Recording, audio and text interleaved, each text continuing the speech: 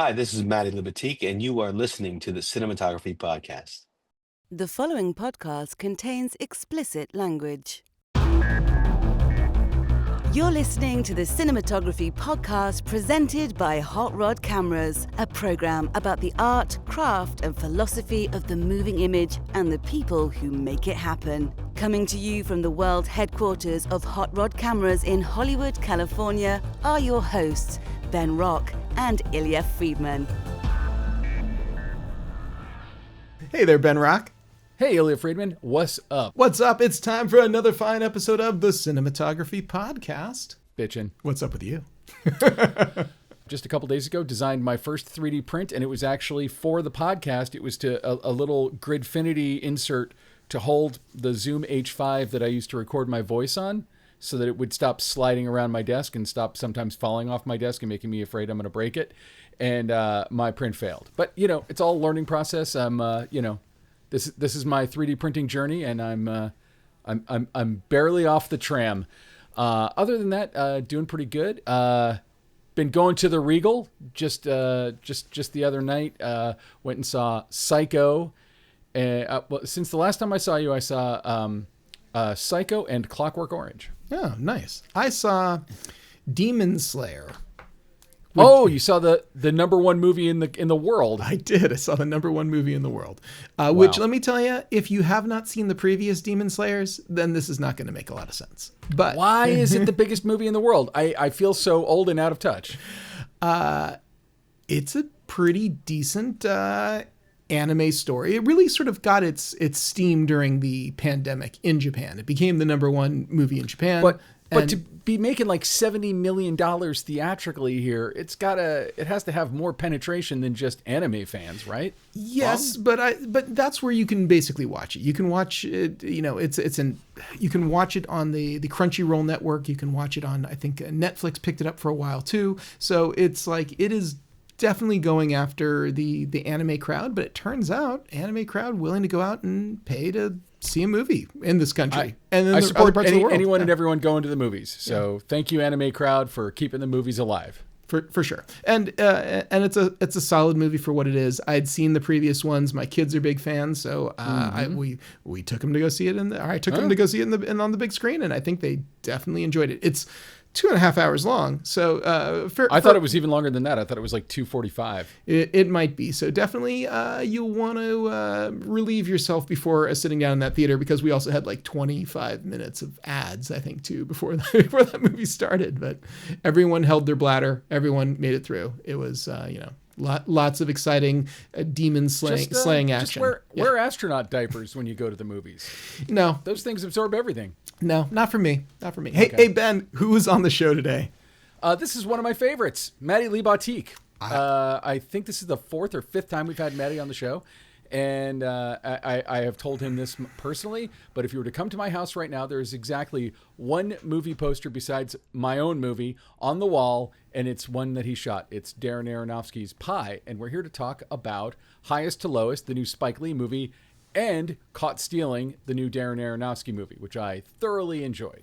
Fantastic. I did get to see Highest to Lowest. I didn't get to see the new Aronofsky movie, so I am extremely jealous that you got to do the interview and I missed out on this one. But well, and he has a third movie, Is This Thing On?, the new Bradley Cooper movie that's coming out in December. So we weren't able to see that yet. They don't have screeners available. They might not be done with it yet.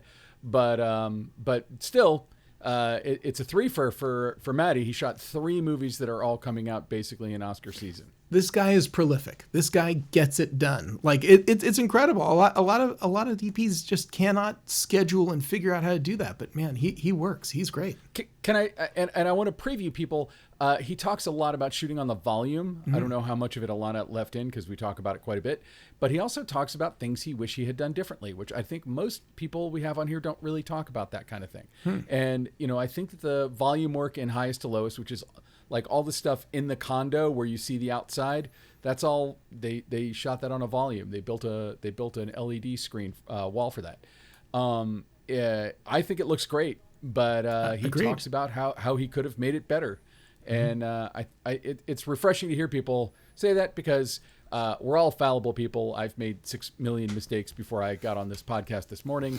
And, and Matty, in my opinion, again, one of the best working today. Love his work. And it's great. I feel privileged that he was willing to share that with us. I do as well. That's awesome. I'm actually really looking forward to listening to your interview with him in a little bit. But first, Ben, we got to talk about our close focus. And now, close focus. It's the topical, what's going on in the world right now. What do we have to yak about? Well, this was going to be our close focus last week, and then the Jimmy Kimmel situation happened the day we were getting ready to record, and it was kind of impossible to escape. Side note, Jimmy Kimmel goes back on the air tonight as I record this. So by the time you hear this, which will probably be Friday, we'll know how that went. But I'm looking, probably it's going to be his highest rated show ever coming back on the air tonight, just because so many people are curious to see what he has to say. But our close focus last week would have been the unfortunate death of Robert Redford, who is, kind of a shining light in our industry and has been around since before you and I were born. And I feel like looms larger than pretty much anyone else I can think of in the industry. Not just, he made some great films as an actor. He made some great films as a director. Real quick, I'm curious, what's your favorite Robert Redford acting role before I get into what everyone knows is his real impact? 3 Days of the Condor. Oh, for me, it's Sneakers all day long. Sneakers is great too. No, that's a great one. But Phil Alden Robinson's Sneakers, such a great movie. Anyway, but phenomenal actor, phenomenal director. I loved Quiz Show. Ordinary People won Best Picture. I think it won Best Director for him. It's the only Oscar he ever won, by the way. Mm-hmm. But obviously, the place where Robert Redford looms the largest in our business. I'm not going to even talk about like his environmental activism and activism on the part of indigenous peoples and some of the other great things that he did. But he founded the Sundance Institute and the Sundance Film Festival, which if you're listening to the sound of our voices, you've been at least somewhat interested in people who got their start, at least at Sundance. And it's a staggering number of people, including Darren Aronofsky, who had Pi, I believe, played at Sundance. But also, notables include Ava DuVernay, Steven Soderbergh, Quentin Tarantino. Maybe you've heard of him. Paul Thomas Anderson. Yeah, like pretty much almost every major filmmaker at some point kind of went through. I even think the Coen brothers, I think Blood Simple might have played at Sundance. It was kind of before Sundance had the imprint that it ultimately had, which I believe starts in around 1989 with Sex, Lies, and Videotape. Soderbergh, yeah, for sure. But for the longest time, and you and I have both been to Sundance a number of times, but for the longest time you could sort of see like what's going to be the big Oscar-y buzz movie, or what's going to be the big Independent Spirit Award winning movie, or even just like for the longest time indie film. And I would say the stretch goes from probably 1989 with Sex, Lies, and Videotape till probably 2007-ish when home video collapsed and a lot of the ways that we could make money with smaller films kind of went away. But even post that, tons of giant movies come out of Sundance every year. And of course, I would be remiss to not mention that I worked on the Blair Witch Project, which got its big start at the Sundance Film Festival. And Robert Redford founded that. Also, my wife had a short called Right that played at the Sundance Film Festival. Mm-hmm. And she told me actually when she played there, and she played there at the same time as our personal friend and friend of the show, Fraser Bradshaw, was there with his feature, All Things Strange and New. They like put everyone on a bus and took them out to a lodge in the middle of nowhere, and Robert Redford like spoke to everybody for 45 minutes. Now, I can say from my experience at the Tribeca Film Festival, Robert De Niro came out and I timed it. I think he spoke for 1 minute and 52 seconds. It was basically like, thank you. We couldn't do the festival without you. Enjoy the food. And then, he mingled a little bit and then he left. And I'm like, shitting my pants because I'm in the room with Robert De Niro. But I feel like Robert Redford like had something he was trying to impart to all the filmmakers and did it, year by year. And for those who haven't been to the Sundance Film Festival, which concludes its run next year in Park City, Utah, where Robert Redford set it up, that whole city was taken over by the Sundance Film Festival. And now it's going to be moving to Boulder, Colorado. We'll see how that goes. I'm sure it'll be wonderful, but nothing compares. It's just the impact he's had. If you love Quentin Tarantino or Steven Soderbergh or Ava DuVernay or any of the people that these people have fostered and helped out, any independent filmmaker, even people who weren't like giants at Sundance, were helped by people who made their bones by going to Sundance. People like producers rep John Pearson and the dude himself, Jeff Dowd. You would see these people at Sundance meeting people, talking to people. Careers were made. The industry in so many ways was made by Robert Redford and the contributions that he did by creating this festival. Yeah, even people who I don't think most people would expect, maybe not necessarily to be to have a real, Robert Redford made a huge impact on their lives.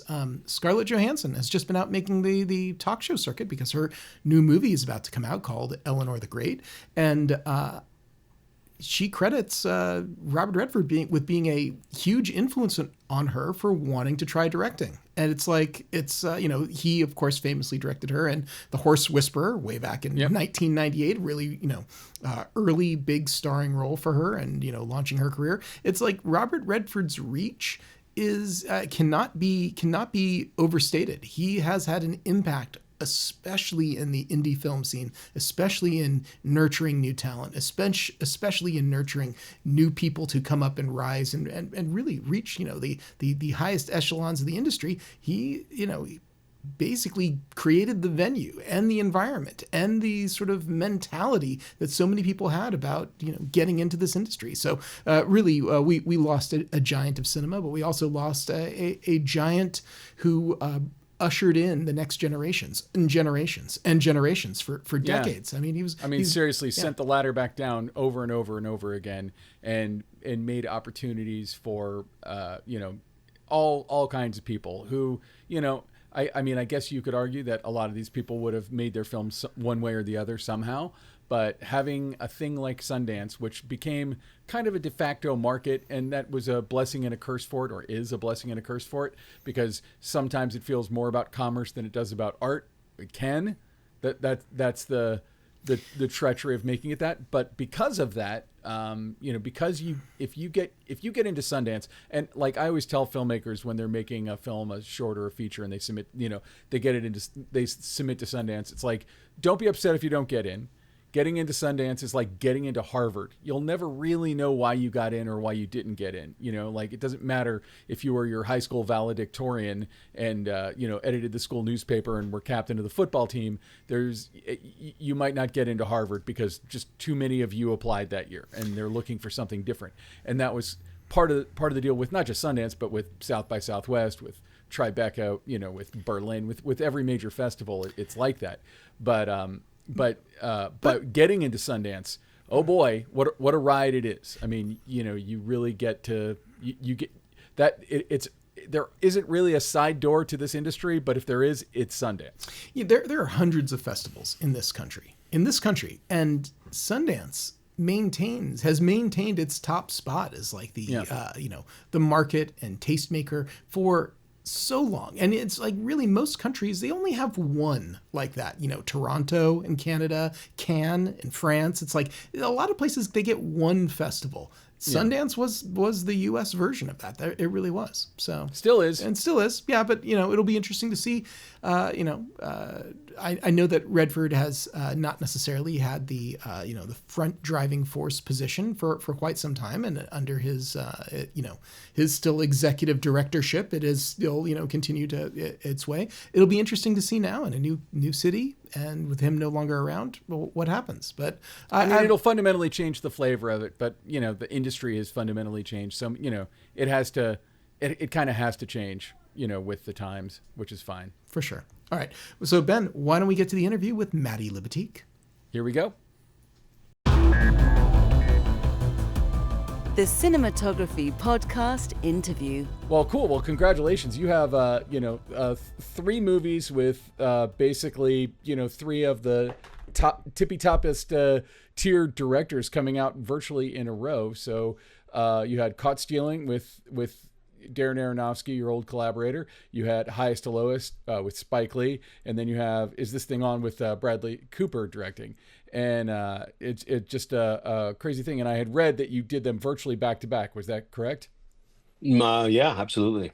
I Oof. mean, I had maybe 2 weeks break between wrapping Spike and then starting prep on Darren's movie, and then I basically had about 4 weeks between Darren's movie and Bradley's. So Wow. yeah, they were back to back. It was interesting because I had just moved to New York right before, about 3 months prior to starting prep with Spike, Mhm. and immediately went to into three straight New York films, which was wonderful. I have to say, it's I feel very fortunate. Well, and I know I've told you before, but like, you first popped up on my radar with the movie Pie. If you were to come to my house right now, the only movie poster hanging in it is the Subway giant pie poster, which is a movie that means a lot to me. And watching both of these movies, so I saw Caught Stealing and Highest to Lowest same night, back to back at the Sherman Oaks Galleria here in L.A. And I'm like, this is a tour of New York, and it in a weird way reminded, each in their own way, kind of reminded me of Pi, because Pi is all over the place. Highest to Lowest, especially because you go to, I don't know, the same locations but similar places, but also because Caught Stealing takes place around the same time period as Pi, so it felt like a little bit one of a piece. Talk to me about kind of making New York a character, because the New York of Pie versus Caught Stealing versus Highest to Lowest is a very different New York. Absolutely. I mean, that's the thing. The beauty of the city is that it's a different New York for everybody. Similar experiences from person to person. I think, based on where you grew up, what neighborhood you're in, it's like it's one world, a small world in a larger one, Mm-hmm. and everybody's experience is different. Socioeconomic differences, racial differences. Um, they all play into it, and like, everybody has a different experience. I mean, people are really familiar with Brooklyn, but not familiar with the Bronx. People are very familiar with Queens and not familiar with Brooklyn. Yeah, yeah. And, it's just, it's indicative of the filmmakers. In Spike Lee's case, the story takes us from Brooklyn, lower Manhattan, into the Bronx, and we're in Caught Stealing. It's sort of a love letter to the East Village, Mm, and a love letter to Chinatown and Flushing Meadows and Brighton Beach. And in Caught Stealing, it's like it's a comedy. I mean, and sorry, and Is This Thing On, which you haven't seen, and it's not nobody's really seen it. That's a love letter to the New York world of comedy, and the Comedy Cellar in the Village, mm. and showing people who live in New York but actually live outside of it in the suburbs. So it just speaks to the different experiences people have living in the city. Like what if filmmakers who are making New York set movies, what do they miss? Like if they're not people from there, or they haven't spent a lot of time there. Like if you're just there using it as a backdrop, what because I feel like these movies feel so, everyone you're talking about feels so lived in. They all feel like we're really, really there. Well, I think it comes from the director. I think it comes from Spike Lee and his lived experience. I think it Mm-hmm. comes from Darren Aronofsky's lived experience. You can't separate what's that story. You can take the boy out of New York, but you can't take the New York out of the boy. Honestly, they when you look at both films separately, you have a feeling of New York. You feel like you're living in New York inside of these films, Yeah. and it's because the directors live in New York, and the directors have grown up in New York and born and raised. Um, well, actually, Spike was born in Atlanta, but born and raised. It's the you're scouting with both of them. There's a familiarity to where we go, where we go. There's a attached memory to where we go, and they have their own history to the places that we shoot. And it's I think what if anything's missing from other films sometimes, and it's authenticity. You know, there's films that shoot for New York, but they end up shooting in Toronto or Chicago. Yeah. Clearly, you're going to lose some. You're going to get an urban environment. You're going to get a very metropolitan environment, but you're not going to get New York City. But I think it's important for filmmakers like Darren and Spike to actually um, show a depth to each location, show a depth to each place that you're shooting. Brighton Beach has to have the flavor of Brighton Beach, as does the Brooklyn for Spike, um, and the East Village for Darren, and the Bronx for Spike. Everybody they both it's interesting. Spike's a Yankee fan and Darren's a Mets fan, and it's like you see these movies, and it's like one has the Mets in it, the other one has the Yankees in it, Oh, that's funny. and it sort of speaks to the taste and like I said, the lived life experience of both these men. So, well, I don't want to make it a New York off too much, but let's first talk about highest to lowest, and then I want to talk about caught stealing. For highest to lowest, you've collaborated with Spike Lee several times now, and this is it's been kind of widely publicized. This is not exactly a remake, but I forget what Spike Lee called it, like a remix or Reinterpretation. yeah, of a Akira Kurosawa film that I remember seeing back in film school, and then even seeing like essays and stuff written about this movie. It's a non-samurai Akira Kurosawa film.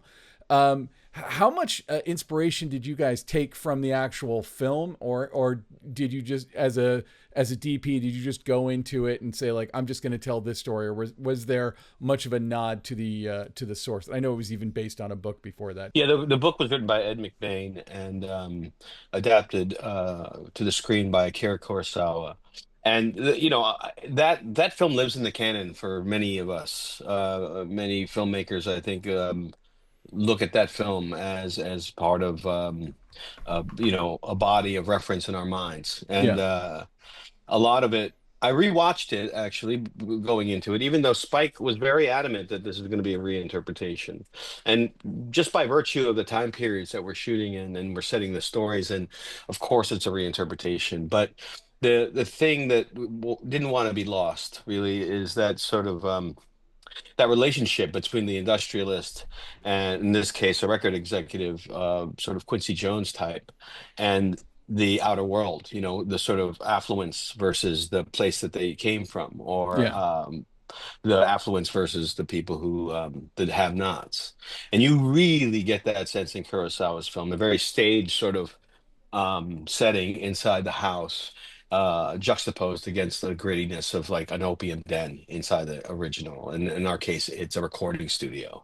So yeah, those references and sort of drawing that and using that as a jump off point visually, and sort of building a visual language from a technical standpoint, of course, comes from the original in that regard. Nothing literal except for that theme, yeah. that juxtaposition, and that contrast. When I remember the original one is like a study in composition, in like maybe I'm misremembering, but like the rich man's apartment is like very squared off in a lot of frames within frames, and I know this is more of a set design thing, but Denzel Washington's condo is more like round, and like it was a different set of shapes.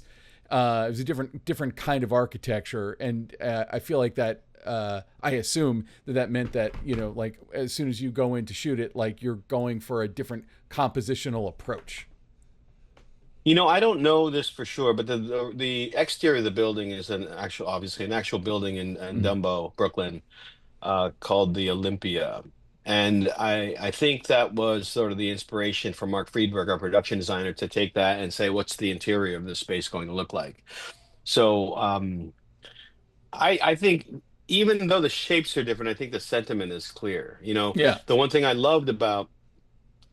truly loved about Highest to Lowest, I mean High and Low, it was always memorable to me, is the view he had, Mm. living on top of the hill and the windows. And a very powerful moment in that film is when they realize that they're being watched by whoever has kidnapped, by the kidnapper, and they close the shade. So you're robbed of that view, almost summoning our main character to actually exit this the confines, the safety and confines of his home, and then actually enter the real world, um, or at least the film to.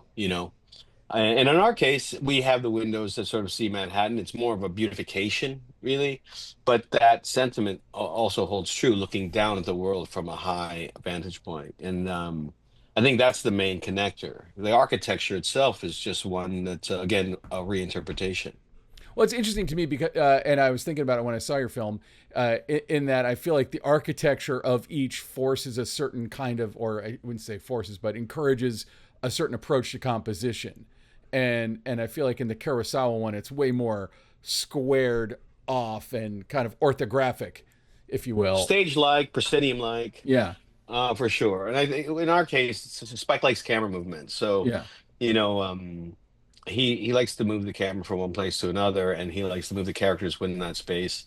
He, we like the original had we had actually more characters in this section, sort of the beginning section of the film, just because when the police arrive, they arrive with an entire team of investigators and technical personnel. But so we also had to compose wide shots where we had many people in the frame, as did the original. So it's just a matter of and they frame for a different aspect ratio, and we frame for a 240. Mm. So um, the for us it was really character driven and less architecture driven. It Yeah, of wasn't a course. frame within a frame. It was more this many people are going to enter this frame. This many people have to interact with our main characters. Yeah, yeah. And that was our challenge. And then and Spike likes to use multiple cameras because he likes to get the same performance on different angles. How many cameras were you tending to rock? Two all the time, Mm. and three at times. Oh, nice. And so, if I read correctly too, the that apartment, which is a giant section of the movie, is shot in there, and the view outside you did on a volume stage. Is that correct? We built the volume in at Steiner Studios in Brooklyn.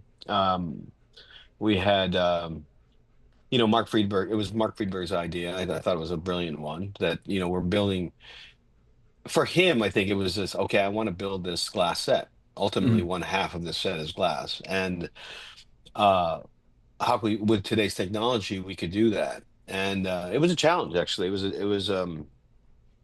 it was a challenge to get right. And when you work in volume situations, it's really kind of an inverted workflow in that you really have to make decisions ahead of time to what this is going to be. There's no fix it. There's a little bit of a fix it in post situation, but you're really making a lot of choices, but way before principal photography begins. So, and inevitably, like all films, you run out of time in prep. So, we had our challenges, but I think that the end result, I think, I'll be honest. I wish I had a little more time to develop what was going on back there. Mm. And you're always constrained by space. At times we were as close to 16 feet to this wall. And luckily our set was so big the camera could be further away from it. So the camera ended up being 25, 30 feet away from the wall. So Yeah. we had that. But we stretched our limits. I mean, we shot a few shots outside on the balcony that were actually there. And a keen eye can tell. So it gets the story across, and I think it's a great tool. But ultimately, the volume's intention was to be outside the windows. Mm. It wasn't really intended for us to be outside with on the balcony. Oh, did you actually went out on the balcony with just the volume in the background? And yeah. Oh man. And there's a little sweetening, visual effects sweetening going on back there at times. So it's funny because you could scrutinize and we're staring at the screen and we're staring at what we sort of our elements, like just a little small thing like cars driving by at the same cadence, Mm. on the FDR. It's just like why is it there a red Oh, light is it or a like red car? an Unreal Engine thing, like a Yeah, generated absolutely. thing? Oh wow. Well, not the entire thing. So it's a combination of the volume, obviously, the technology of the volume, building the volume, and then it was the technology, the sort of the element, the shooting the elements in large format stills, and then animating them in the Unreal Engine. So they're based on the real location, but then yeah, Unreal Engine is kind of giving them just movement, so it Movement doesn't. and life. Yeah, Yeah. so it doesn't look like a translite or something. Absolutely. And then, yeah, if I had to do it over again, I would have gone out on multiple days at different times of the day and shot real plates in different sunlight rather than relying on real to create, the artifice of where the light is and time of day. Oh, interesting. Yeah, because I'm just kind of curious. 'Cause, we haven't talked to someone who shot on a volume stage in a minute. It's probably, I don't know, maybe been a year since we talked about it. So I'm curious about like what is getting better about volume stages, and like what are the pitfalls of it. If you're gonna go, if you were talking to someone who was gonna do it for the first time, what are the things you got to look out for? I think you have to know what your end result wants to be, what you're looking for, Mm-hmm. the fidelity you're trying to achieve, whether it be car material. If you were trying to shoot a car, it's different than if you're doing what we did on highest to lowest. Um, I think if you think you have 6 weeks of prep or 10 weeks of prep to get that volume ready for you to shoot, you should add another, you should double it, to Really? be quite honest. Yeah, because I think it's always undervalued how much you need, how much time you need to get the images right to go on that screen. So, I think that's the first thing. It's just like, don't, allow yourself time to see it on the screen projected with a camera up, way before, days before the scene is being shot, Mm-hmm. and even days before to turn around is a high pressure situation is to turn around corrections on the volume. We're very lucky. We had good people, and uh we could make corrections, and we had an entire team of people being able Mm-hmm. to, isolate areas, whether at the speed of the cars, whether it was like the sparkle of lights. We had a combination. I had a programmer, a lighting programmer, who was able to create shapes and cover up, our night photography. You shoot night photography. I know this from, and we all know this from shooting our iPhones at night. It's like every window in a building at night is lit up because the camera's exposing so hot and all the highlights are gone. So we were taking lights out of windows and trying to make the thing look as real as possible at night. And it was a struggle. So a combination of having a lighting program to create shapes to cover light windows, and also having our volume team sort of work on it behind the scenes, over the course of shooting and over the course of the, from one day to the next. It was just it's a 24-hour operation. Mm. And when you said that, like, you need to put more thought into it ahead of time, like, what kinds of things do you need to be thinking about if you're going to be shooting? Is it that kind of stuff, like, you know, uh, daytime versus nighttime exposure, where the sun is going to be in the sky, or, like what, because I've heard from a few people, it's like, yeah, it's great, but you better know your shots going in. You're not going to be making anything up on the day. But in a situation like this, where it's sort of it's the tapestry of New York City in the background. It's not the Mandalorian, and you're in a place that's like moving around in relation to the camera as much. Did you have more freedom, or was it the same kind of thing? Well, we didn't have the ability to parallax. We weren't actually using the tracking device that allows, we didn't separate elements. We were so far away from Yeah, our that's what I'm saying. background Like, in the yeah, house. yeah. I figured you don't need it for that. Look, it would have been better. But we were cheating because it was the expense of having to do that is yet more time Yeah. to prep the elements. Well, just like what kind of things do you need to prep to walk into that situation? When you said that, Well, yeah. in my case, I would have gone out. I could have done a better job in inspecting our original footage in terms of our elements before it was doctored up by the Unreal Engine. Mm, And I probably would have done a little bit more analysis on what time of days I wanted each scene to be. To sort of, it's subtle, but you read it. It's subtle, but people feel it. There's so many things that go into making a film that yeah. are things people feel and not necessarily see, but they comprehend and they internalize. Like I think, if you're shooting a scene that's going to precede a night scene, then you should probably, be pretty late in the day. And because we did have that, we could have been more specific about shooting those plates late in the day. Um, and if we had, say, a cloudy day, uh, go back. Schedule it. Don't schedule shooting plates for one day. Schedule shooting plates for a week. Hmm. Get the right time of day. You're talking about a large format still camera to do just basically the backgrounds before Unreal Engine gets involved. So why not just take it out there, go there Monday through Friday, you know, go there in the morning. If you're cloudy, go back the next day. If you're midday, you're cloudy, go back the next day. Shoot the cloudy one because you might want to use it, but get the times of day in camera. And then that was in my case. Flash forward to some of the driving stuff, I would say there's like a bunch of ways to skin it. There's the that you could build your own rig to shoot those Yeah. plates. But then you you kind of lack a depth of field. There's a we shot with these Panasonic Micro Four Thirds cameras so that we're shooting at night. We still had depth of field because of the Micro Four Thirds sensor. Oddly, you could always take it back. You could always degrade it, but the sort of the video sharpness of the Micro Four Thirds came in handy at times, uh, especially when you're throwing the volume out of focus anyway. Yeah, and I'm always curious about that too. Like how, I remember talking to Greg Fraser after he did Mandalorian, and there was like a technique to figuring out the right lenses and how much to have it in or out of focus. And I wonder like how much of that is still a major consideration because no matter what you do, no matter how 3-dimensional it looks, you're still looking at a 2-dimensional screen of some Yeah, kind. yeah, So yeah. No, that's true.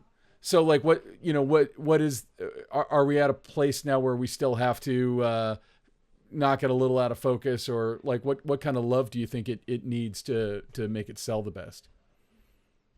I think it's a fine line. Like you literally look at the lens, put your camera in position, and like this is it at 2.8, this is it at 4, this is it at 5.6, and then you Yeah. just make that judgment. I think oftentimes now what I've been seeing is that the background's way out of focus, and it's kind of ridiculously out of focus. Mm. I had a little bit of time on the volume that Greg was a part of putting together, and the strategy back then, which was years ago, was basically, you shoot anamorphic, you shoot a large sensor, Yeah. and then you have that depth, you have that lack of depth of focus, and then your wide shots are basically you're shooting your wide shots against, you're rotoing them and shooting them in the environment, or you're basically shooting, you're putting up green. And then you're Yeah. doing matte paintings, because to take the onus, and this is a lot of it has to do with the actual pixels. That's what you're hiding. Yeah. So you have to just basically, for me at this point, like when I look at a volume, I want to see how much focus I can retain before I know I'm on a volume. And highest to lowest, I didn't know how you did it when I saw the movie. I hadn't read about it yet, and so I didn't know that was volume. Sometimes it just doesn't. I just don't buy it. And with highest and Right. lowest, like again, like I for the inside the apartment scenes, obviously I wasn't even thinking about it, but it looked completely real. And you bring it in at the beginning of the movie with this gorgeous drone shot that just slowly moves into Denzel on the balcony, and I feel like it just kind of dovetailed right in, and again, I'm probably comparing, the work that you're doing at this high level, for a theatrical feature with Spike Lee to something that was done in television and had to be on a more rushed schedule. But I can tell, like I do see it sometimes in the same way that you can see green screen sometimes, and sometimes sometimes it works. You Right. know? I mean, well, luckily we didn't have the same parallax issues. Yeah. Um, so that's one thing, and that's definitely, like, if you watch car stuff, it's starting to get annoying because you see interior car stuff, which is, at first I was like, it was a revelation not to have to go out on the road. Yeah. But now it's really starting to bother me because I could see, you can see the instability of some plates, and you can see like if the car's meant to be turning and you're not really getting the parallax right in the background because you're looking again at a two-dimensional subject, that where the plate isn't actually doing the same thing your car is meant to be doing. So yeah, there are a lot of tells. There's certainly a lot of tells, and we just, it's just, put it this way, though, it takes almost more work for us to create this illusion than it Yeah. did if we just got on a process trailer. Yeah. Well, yeah, car shots are, I think, the hardest to get right. I mean, you see them in $250 million superhero movies where they're doing all kinds of crazy stuff, and then there's a scene with people in a car, and it just it's not that it's terrible, you just know how it's done when you're watching it. Yeah, yeah, yeah. I just saw at the Sherman Oaks Galleria, they're showing all these classic movies, and I just watched Psycho last night, and like there's all those car scenes in it that are all done with rear projection, and I don't know, it becomes a style in and of itself. That is a style in and of itself. Absolutely. And it's almost at this point like to do it. I mean, in the 90s we did it a lot because we wanted the kitsch of it. Yeah, yeah. Think about like that in Pulp Fiction when Tarantino would do it in when he was when Bruce Willis was in the cab or whatever. Yeah. Yeah. Yeah, it's a specific style choice. So again, correct me if I'm wrong, but I had read that for the majority of the stuff in Highest to Lowest, when you leave, you went spherical lenses. You didn't do anamorphic the whole way through. Is that correct? We were Mercury Atlas 1.5s inside most of the beginning of the film. Yeah. And then Mm. I would sometimes mix up some wide K35s inside the apartment because I wanted to hold. I didn't like sort of the degradation on the edges of those lenses in wide when I had multiple characters in the frame. So that was a little bit of a mix there, but not. It was mostly the anamorphics. But when we left, we it was kind of a free for all. I used these old Canon rangefinders that TCS here in New York calls the Canon Dreams, and they were very soft coating, flaring, and I knew I was also going to shoot a portion of the subway stuff in 16 millimeter, and a portion of the Puerto Rican Day celebration in Super 8. So it was just an effort to create chaos, and having unmatched visual images cut Mm. together to sort of just mimic a chaos around this character. So the dreams allowed me to sort of get that kind of practical flaring you'd get in the subway, or out in an urban setting. So yeah, I mean, it's just again all part of the cocktail. So did you end up using 16 millimeter on the subway in Super 8 at the street festival? Yeah, we did. We did. Wow. We had the Super 8 camera was the new Kodak Super 8 camera that Spike Oh man. owned. He loves that camera and he owns one. So we used that. And then we had two 16 millimeter cameras, two 416s. And we shot and I mixed up stocks between 5213, I mean 7213, 7219, 7294. And I wanted to be as belligerent as possible about which stock I shot. No, that's fun, and I mean, it kind of, talking about kind of '90s stuff. I mean, like I feel like that was something that we would see a lot in the '90s. Was kind of a mix and match of stocks, and I even think, if I'm not mistaken, that Spike Lee did that on Summer of Sam. I think that Yes, had a big good mix. memory. Yeah, Yeah. yeah, It yeah. was it was a product of the time. I mean, they famously the Oliver Stone film, Bob Richardson on JFK, Natural Born Killers. Natural Born Killers, Yeah, yeah, and then the film U-Turn, yeah. you know, as well. So yeah, Spike's always been a fan of that. Actually, he's always been a fan of that. In prep, he said, "Where can we shoot film?" And I said, "Well, I know the exact place. It's as soon as we leave the apartment." And Mm.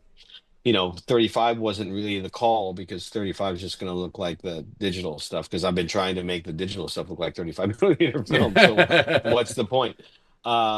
16 was the obvious choice, which I love. I mean, I love a 16 millimeter image. So between 16, it's funny because when did the DI and we were coloring the film, my colorist Alex Bickle and I were debating, and I said, "Look, the 16 has an inherent quality to it and an inherent color, and the digital has an inherent color. Let's just leave them the way they are." Because at first he really had this urge to match them together, Mm. and then I felt like that was pointless.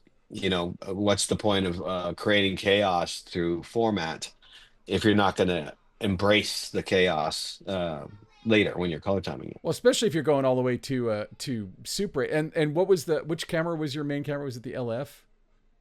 The mini LF, yeah. Yeah, so you're going from full frame to 16 to Super 8. Like that's, that's wild. And And so the Super 8 stuff, like the stuff at the street festival, was that all Super 8 or was it No, it's a mixing? combination of 16 digital and Super 8. Again, just belligerently mixing Mm, as much as we possibly can.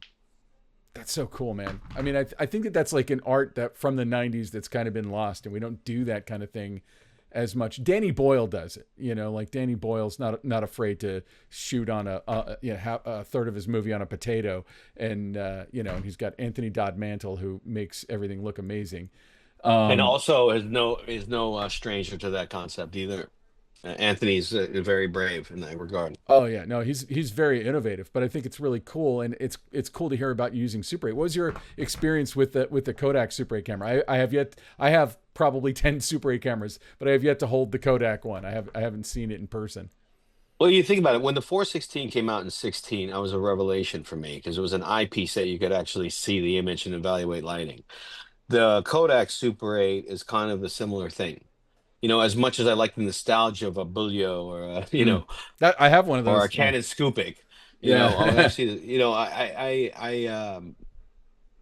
I just love the fact that you have this internal meter system that is very easy to use, and you have these menus that are digital on a film camera. I mean, I think it's a wonderful little camera. A little expensive, but I like it.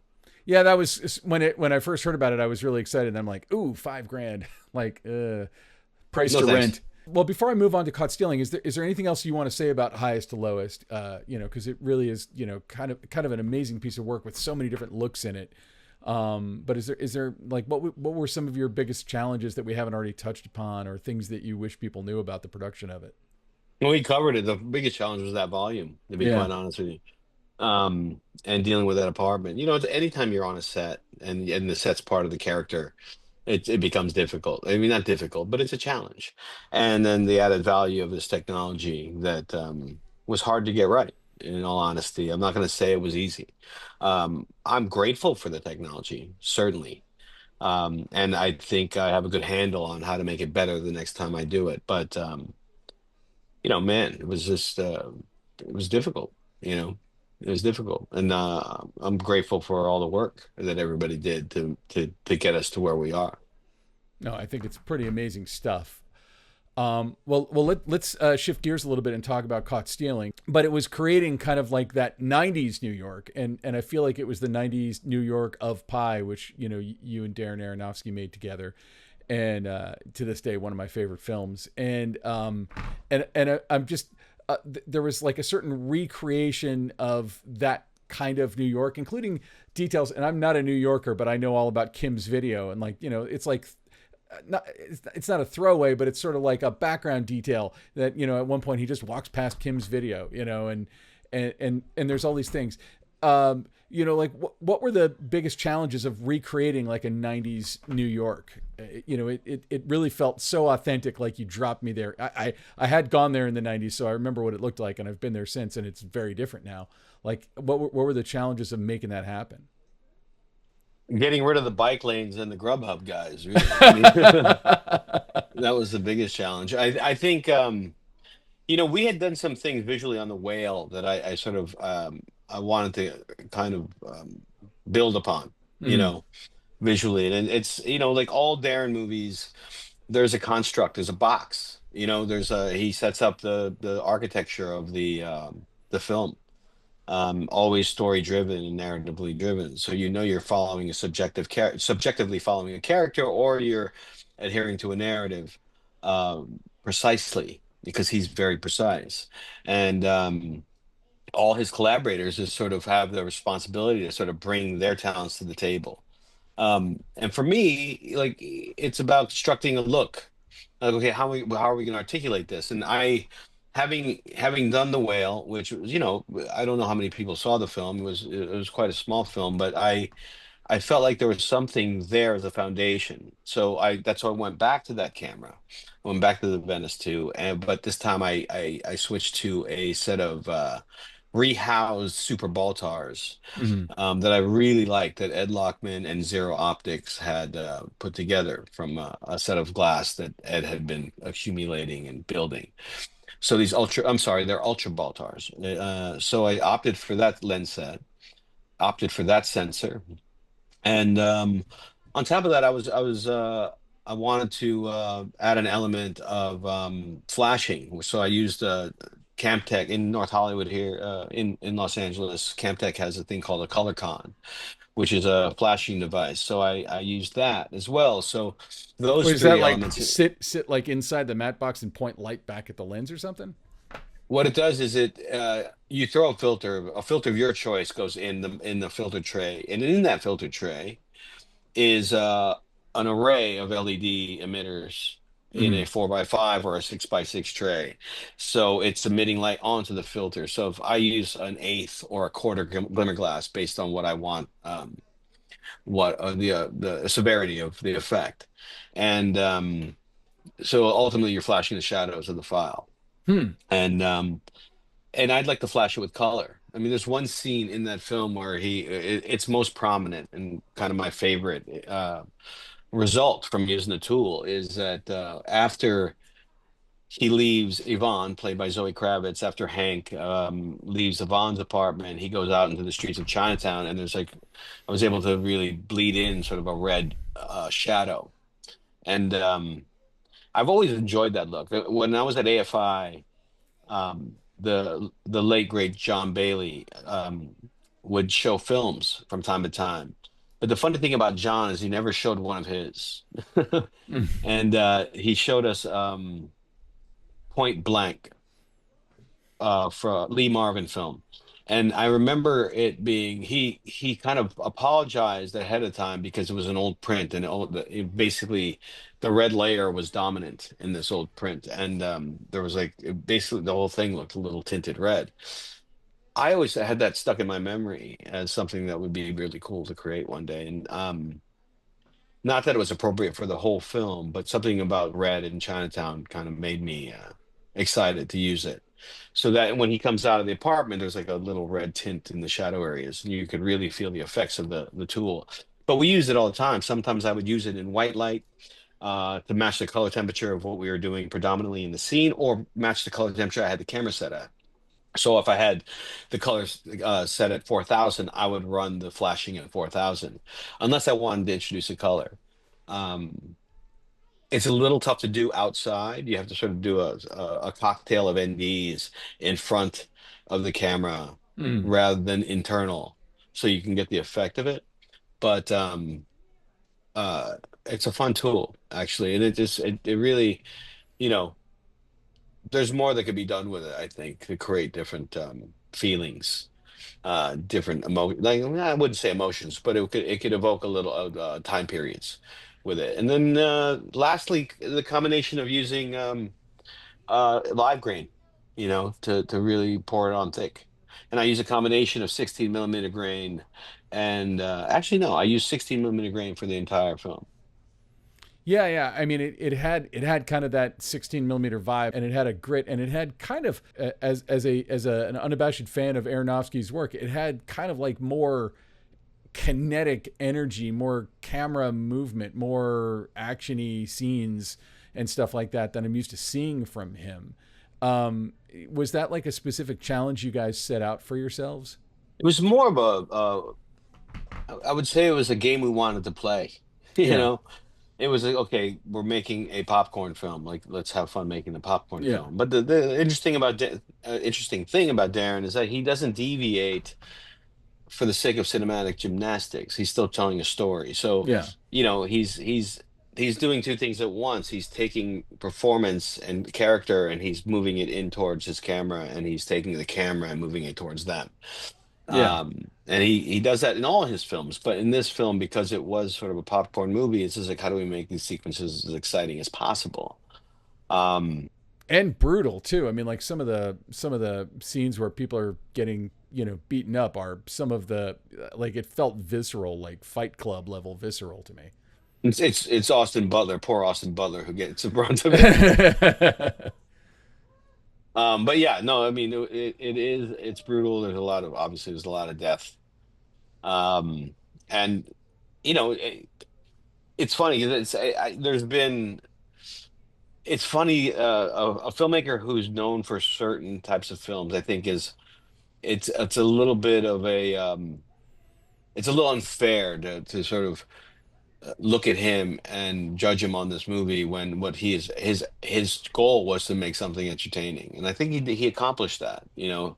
Um, Oh, I definitely agree, and it's like so. I mean, I feel like as an artist, you should have the right to say like, okay, I made The Whale, which is a very internal, all mostly in one room kind of movie, and then turn around and say like, I want to get out of this room. I want to be all over the place. I want to tell a more sprawling story, and it like my wife actually saw it before I did, and I was like, oh yeah, let me know, because like the trailer makes it look like it's a comedy. And after she saw it, she's like, I don't know if I'd say comedy, but like, in the realm of like early Guy Ritchie kind of stuff, where it's got a snap to it, it's got a rhythm, it's got a real movement. And then obviously I read all the think pieces that were comparing it to After Hours, and I'm like, oh, that's totally it. Like right down to having Griffin Dunn cameo in the film, unrecognizably. I'm like, where do I know that guy from? But that it had kind of that zip. It had that energy. I hope it doesn't sound like I'm judging him based on that. I think his work is no, amazing. it's interesting you say After Hours. It was the first thing Darren mentioned as a reference. I mean, Yeah. After Hours is the reference for the Yeah. film. I mean, there's I always thought about, in my mind, I had Tony Scott's film with Christian Slater and Patricia Arquette, Oh, True Romance. True Romance. Love it. It's like a throwback to that type of movie, which Also we don't filled really with make that much. serious brutality in it too, like the violence, and like all the emotions are super heightened. Yeah, that movie's a Yeah. classic. So I mean, for me, that's what we were trying to do, and it was fun. I mean, it really was fun to work with somebody that I've worked with years, and we're trying to do The Fountain. We're trying to do Requiem for a Dream. We're trying to Yeah. do Black Swan. We're trying to do Noah, The Whale. To make something like this was actually okay. We're much older than when we met, and we've made a lot of films together. Let's try this, and it was fun. And and the working relationship didn't really change. You know what I mean? Like, it was still he still has his eye on the prize and on the ball in terms of like sort of motivating everybody towards the same direction, and letting us all sort of work inside of that as creatively as possible, and pouring as much technique as we can. Whether it be in wardrobe or editing or VFX or costume design. I mean, production design. Cinematography for sure. Like, he's a very daring, that way, and just like play within this box and let's see what we come up with. Well, and it seemed like his films all feel like he's made a puzzle that goes together the way that it's designed to go together. It doesn't. They don't feel like they're shot to death and then figured out in post. When you're in pre-production, like, do you and he kind of go over how you're gonna cover a scene, and like what's the collaboration like with you guys? I mean, a lot of our films are subjective camera, so we know where the camera's going to be, and we build a language and a shot strategy based on that. Mother is a great example of it. There's only three setups in that movie on her. There's a single, and there's an over, and there's a POV. I mean, you Yeah. watch that whole movie, there's nothing objective about it. So he likes to set up those rules and stay within them, and he brings the performance, he brings the narrative inside of the language. That's where he works that part of it towards that, and then he'll take camera and work it towards the performance. Like, and the idea for him is that they'll coalesce in the center of this relationship. Mm-hmm. So our relationship hasn't changed in whatever 25 years, more than that, maybe 30 years. It's just evolved into a little more craftsmanship. But he's I mean, yeah, I mean, I don't think anything's really changed. But what is the process like if you guys are approaching a scene? Do you guys sit down and do you go to the location? Do you work with storyboards, previs? Like, what's the process for you guys to break down how you're going to do it, or even the process for creating that visual language for each individual film? Well, it starts with him sort of theorizing what the coverage would be. Mm. It's like, I think this, and this, but then ultimately it doesn't come alive until he really likes to get the actors in the set. Like, gets the set. He wants the set, at least the structure of the set, to be built as soon as possible. So he could walk through a set or go to a location, walk through with the performers, and then start to, augment the thing he had in mind to what they're doing and have those things again meet in the middle. Mm. Um, so for me, I hang out with him. On Mother, the prime example, we did 2 weeks of rehearsals. He had 2 weeks of rehearsals on a taped out space for the house. And we were prepping in Montreal, but he was doing it in New York. He had Jennifer Lawrence, he had Javier Bardem, he had all the actors come in.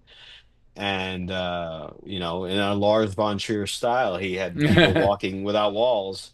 And we just sort of I flew out from Montreal, came to New York, and we shot the whole thing and worked out, and then and just worked with the actors with a small camera, just trying to figure out. Like you shot the rehearsals, like you We figured shot out. everything, yeah. Oh, that's cool. We shot everything, and each film requires a different thing. In this case, it was going to Hank's apartment, figuring out what they want to do. But really, it's after the rehearsal where it's like, I need this, I need this, I need this, and then I could pretty much predict what those are going to be based on watching the rehearsal as well, because I know how he tells a story, Yeah. how precise he is about eye lines and where he's going to want coverage and what lines he's going to want to cover. So, and sometimes what he's going to throw away, and just have it sit in the shot. There's a shot where they walk in. Hank, it's the beginning of the movie. Hank and Yvonne walk into his apartment. And it's on the answering machine, the whole thing, and Yeah.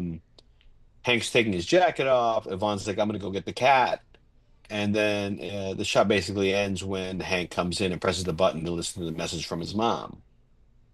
I mean, that's you know in amongst the coverage that he gets for performance, he's doing takes where he has the actors talk out of focus in the background while he's focused on a phone.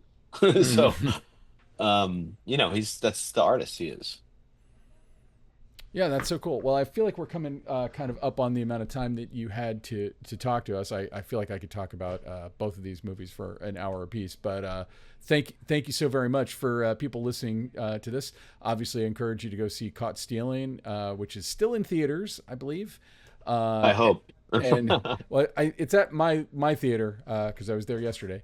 And Highest to Lowest, which is now already streaming on Apple TV. Yeah, And definitely worth a watch if you got Apple TV. And then is this thing on? Doesn't come out for. I believe it's December. You might be up against yourself 3 times in the best cinematography category this year if you're not careful. But anyway, yeah, really excited to see that one as well. And thank you so much for coming on the show again, man. Yeah, it's good to see you, and I appreciate it. Thank you, Cinematography Podcast. I Yeah. appreciate it.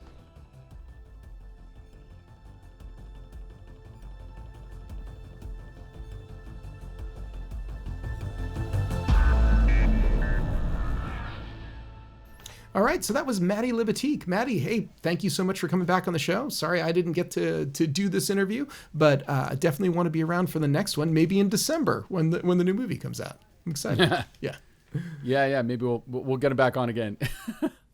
And now, short ends. All right, so Ben, it is our short end time of the show. It's the time we talk about our pet obsessions. What are you obsessed with this week? Adobe Premiere. Well, first of all, kind of just an editing thing in general. Let me actually interrupt you for just 1 second. You're an Adobe Premiere super fan, diehard. You use it to make money. Do you ever feel a little bit like a odd man out now? Is DaVinci come on so strong that so much? I mean, where does Adobe rank in the sort of like hierarchy out there now? I would say that back in the day, I mean, Avid has always been the king. And I personally do not care for Avid or its interface, and every time I've ever tried to wrap my brain around it, I'm like, this is unnecessarily complicated. For the longest time, probably starting around 2000, Final Cut Pro, Apple Final Cut Pro became kind of a second tier thing that eventually became just as reliable as Avid, and it was used in a gajillion professional settings. And then in 2011, Apple decided to completely screw Final Cut Pro up and change everything about it, including what hardware interfaced with it. For people like myself, we lovingly refer to it because Final Cut Pro had ended at version 7, and then they went to X. And so we started calling Premiere Final Cut Pro 8. You know, it was basically everything that Final Cut did. It did some things worse, it did some things better, but it was roughly equivalent. You could even make the interface kind of look the same. All right. So Ben, you've done an incredible recap now on sort of like the history of these different things, but where do you feel today? Like, how does Premiere rank today compared to the Avids and the Resolves? I'd say it's replaced Final Cut Pro. I think that Final Cut Pro X became more of a niche product that is probably used by a lot of creators in the creator verse and YouTuber type people, and it was kind of designed to be easier to use but have fewer pro features. I would say Adobe Premiere is in the second position, but when people tell me I want to learn how to edit video, I always tell people to check out DaVinci Resolve, because the free version of DaVinci Resolve, you can do completely professional stuff on it. The paid version of it is like only $300, and there aren't upgrades. I'm a little sorry that I asked you this very innocuous question about what the ranking is, because now we've gone down this whole long rabbit hole. So Ben, What is your short end about Premiere? What is it? What is it that you're so excited about? That's your obsession for this week. Premiere updated itself recently. And so Premiere is finally, it launches like this week or next. They're adding Premiere Pro for the iPhone and iPad. And it's they haven't given an exact date, but it's like end of September.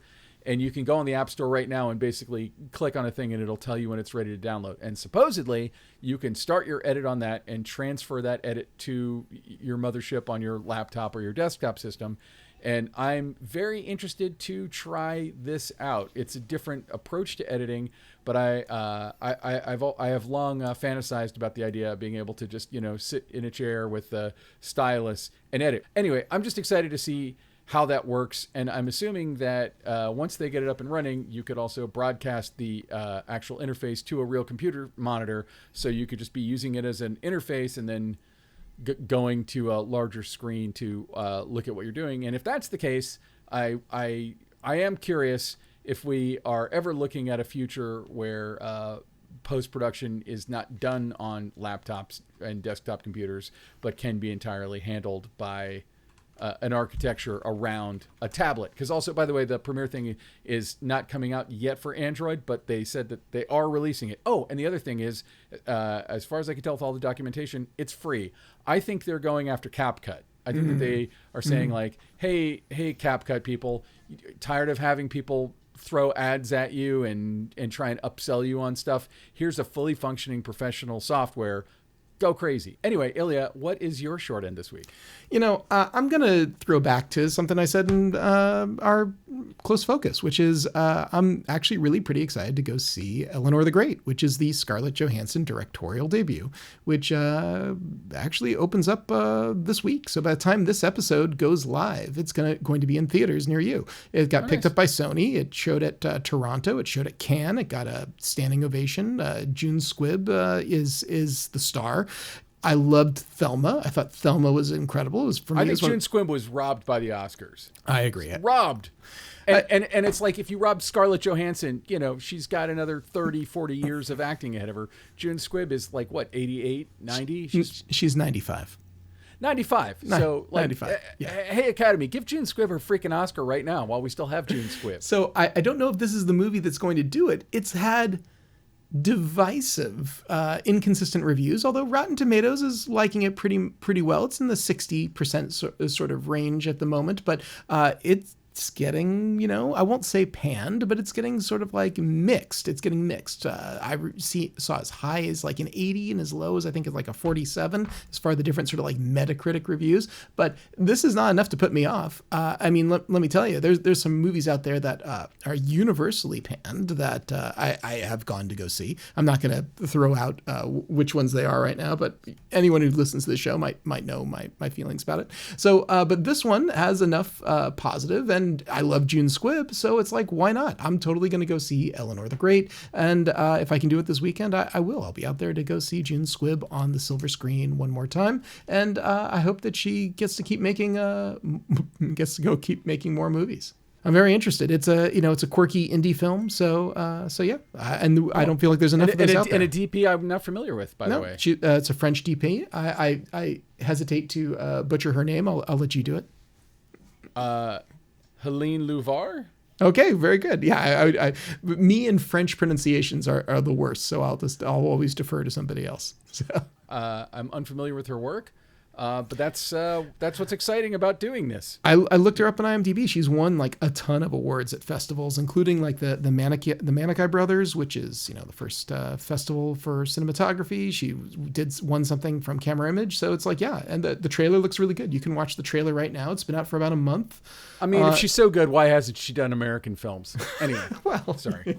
Wah wah.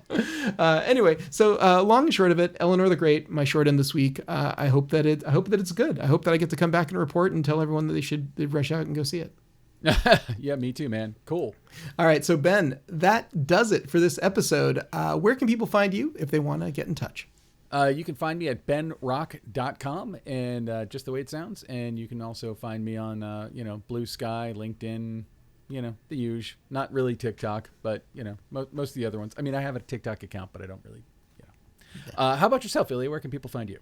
Find me at Hot Rod Cameras, hotrodcameras.com, or over at LinkedIn if you want to get in touch for other various things. I've been consulting a bit for people about, them wanting to build studios and, that sort of thing. So yeah, reach out. Sweet. All right. So Ben, who do we have to thank? Who made this show possible? Well, still doing double duty. Oh my God. I don't envy her one inch. Our intrepid producer, without whom we would have no show, Alana Cody, still editing. Mm-hmm. Yeah. I don't know if it seems like she's liking it. I don't know. Well, she's definitely getting faster. And thank you actually to Josh Clutterbuck for letting us know about our audio in our last episode. That is fixed, and he was the one who brought it to our attention. He let us know before when we had an audio problem. So Josh, thank you. What was our audio problem last episode? Don't you worry about it, Ben. We solved it. Alana Cody, thank you very much for producing, first and foremost, but also editing. No easy task, believe me. I've been there more than once. And we got to thank Kays Alatrakshi, who composed every bit of music that you hear on our show. And you can find him at musicbykays.com. And you can go to his YouTube channel, Kays Labs, where you can watch him fix synthesizers. And I happen to know he's on a really cool project right now, and I'm excited to see what he does on it. Right on. All right, Ben, that does it for us. Do you want to take us out? No, why don't you take us out this time? I did all the other stuff. Thanks for tuning in. This has been the Cinematography Podcast, presented by Hot Rod Cameras. Find your next camera, lens, or accessory on the web at hotrodcameras.com. Don't forget to subscribe to our show on iTunes and connect with us on Facebook and Twitter. Thanks for listening.